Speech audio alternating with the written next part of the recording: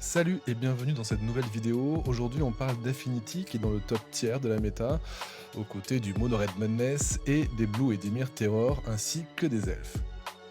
Comme son nom l'indique, Grixis Affinity repose sur des créatures puissantes, pas chères à lancer, à condition d'avoir posé suffisamment d'artefacts, des créatures comme Ultron Monitor ou Mirror Enforcer, ainsi que sur des terrains artefacts qui ont le mauvais goût d'être indestructibles, les bridges.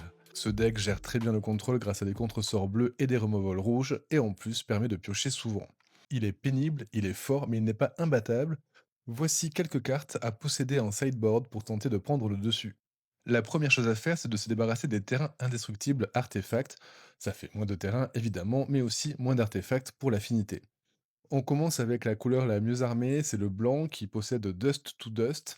Pour seulement 3 mana dont 2 blancs, on peut retirer de la partie 2 artefacts. Idéal dans les premiers tours pour se débarrasser des landes artefacts de l'adversaire.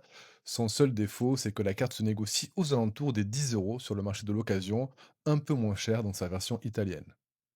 Bien meilleur marché mais un peu moins efficace, le Cast into the Fire, un éphémère rouge qui pour 2 mana dont un rouge, permet lui aussi d'exiler un artefact cette fois. En vert, on n'exile pas, on renvoie de la bibliothèque avec un éphémère, Diglamer.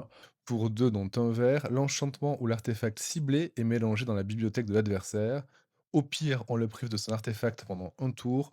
Au mieux, il ne le revoit pas avant de nombreux tours et ça marche sur les terrains comme sur les créatures.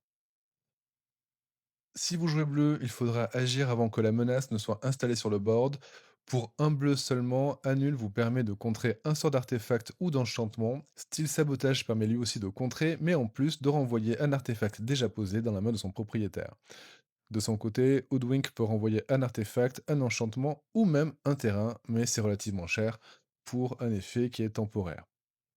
Si vous jouez noir, on va pas se mentir, c'est plutôt galère. Le noir a toujours été démuni face aux artefacts et ça n'a pas changé. Pour les terrains, le mieux c'est d'intervenir avant qu'ils soient posés. Pour un noir, Duress ou Divesh permettent de retirer une carte de la main de l'adversaire. Pour les créatures, il y a toujours le classique Cast Down qui vous permettra de gérer les menaces. Voilà pour ce rapide tour d'horizon, je vous souhaite de connaître un jour la joie d'une main de départ pleine de Dust to Dust pour réduire à néant la mana base de l'adversaire. Si vous avez de votre côté d'autres cartes utiles pour gérer Affinity, n'hésitez pas à me le dire en commentaire, n'hésitez pas non plus à liker, à disliker, on vit encore dans un pays libre, n'hésitez pas enfin à vous abonner à la chaîne, salut et à bientôt.